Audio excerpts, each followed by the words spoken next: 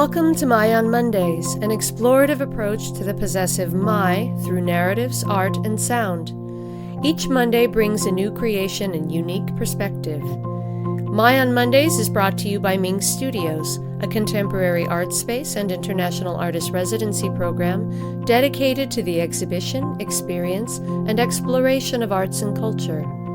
Along with exhibiting artists from around the world, Ming also serves the community by hosting innovative programs including performances, workshops, screenings, readings, artist talks, and other cultural activities.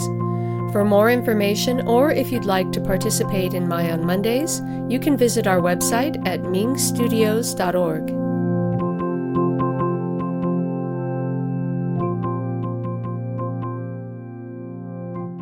Hello and welcome to the 130th episode of My on Mondays. Today's episode was created by the multi-talented Calvin Pineda. Calvin is a playwright, archivist, and songwriter from Kuna, Idaho, with an eye towards the whimsical, pedestrian, and spiritual. They've studied at the College of Western Idaho, the Eugene National Theater Institute, and Bard College. They're a theological seminary graduate and a 3-time attendee of the American Numismatic Association's summer seminar. They perform with their band as Calvin Pineda and the Antacids, and moonlight as a lyricist, accordionist for the multimedia project, the band formerly known as PATRICIA. Today's piece is an excerpt from their most recent project, The Sick Beat, a ritual for the dead, an autobiographical karaoke monologue connecting disparate themes of cassette culture, Taylor Swift, and suicidality. Calvin enjoys pad thai, planned phone calls, and Bob Dylan's 1978 album, Street Legal. His piece today is titled, My Body as a Cassette Tape.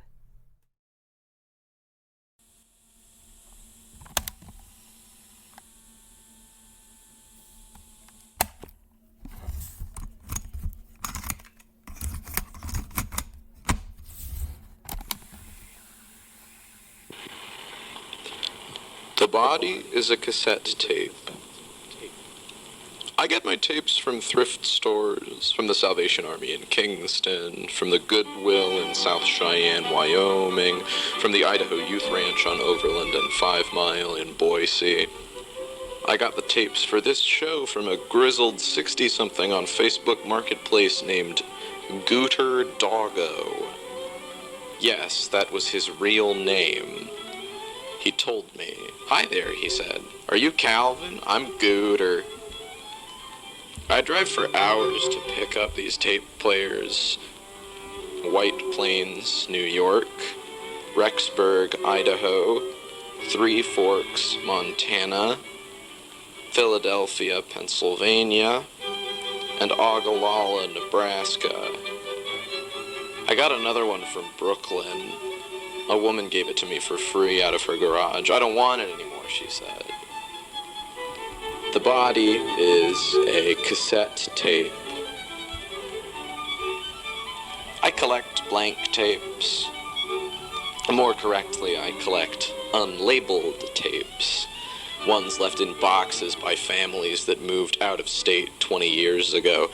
I play them when I'm doing homework. They contain secrets.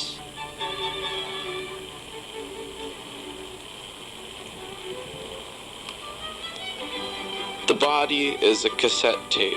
It's a flimsy encasement molded around an even flimsier medium. It's a ghost in the machine. The compact cassette was the first truly democratic audio medium. Record players were unwieldy and expensive, 8-tracks unreliable, CDs and MP3s not even a hallucination in the collective consciousness, but anyone could own a tape player. And with patience and practice, capture songs from the radio, voices from around the house, preserve them in a plastic case. But tapes break easily. They unspool, unwind, snap, disintegrate. They sit in boxes gathering dust and mold, and they crack. Oh, how easily they crack. Some crack on the outside, some crack on the inside. The tape inside continues to exist without a case. It is magnetic, controlled by polarities we can manipulate but not completely understand. And the tape, which contains all our music, all our voices, all our secrets, it can't function without the cartridge, which in turn can't function without a player. The tape cannot play itself. It needs something to move it. It has to shift. It is restless. It is looking for a home. The body is a cassette tape. I work in the Bard Poetry Archive in tape restoration. We have boxes and boxes of old reel-to-reels with recordings of poets who gave readings here between 1966 and 1987. Many of these are erratic recordings, poorly engineered, cut off, and sometimes the poetry is just dog shit. I mean, like, so bad that it makes me question why we're bothering to preserve it at all. But as an archivist, it's my job to preserve, and as much as possible, to recover. We save everything we can, simply because we can. And we have the faith, or perverse determination, to believe that everything, and I mean everything, is probably secretly compelling. There's a potent sense of aliveness to these tapes. The human voices are muffled, sometimes completely overtaken by a persistent hiss, a spin, a whir of metal and plastic, and the reels themselves, they feel so fragile, like a porcelain doll, like an infant. They've got personalities.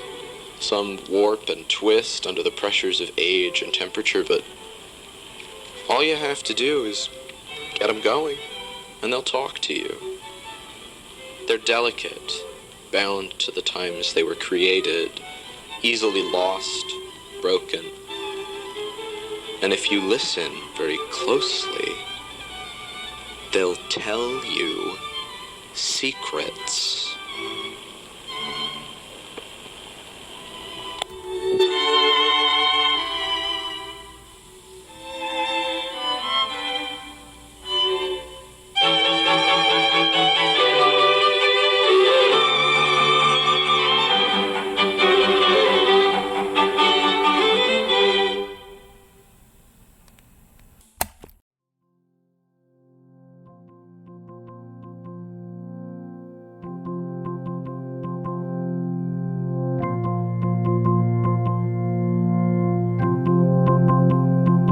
Thank you for joining us today. We'll be back next Monday. Tune in.